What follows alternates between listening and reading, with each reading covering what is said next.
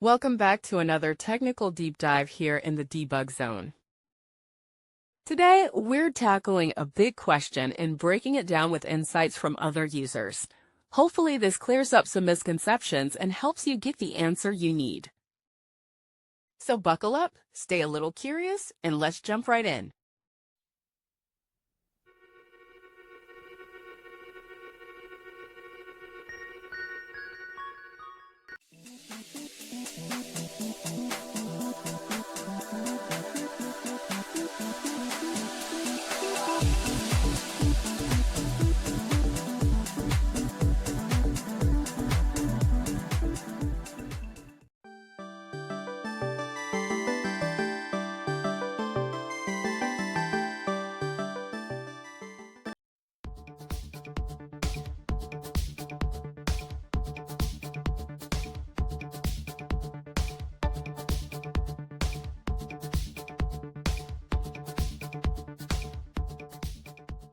And that's a wrap. I hope you found the answer you were looking for.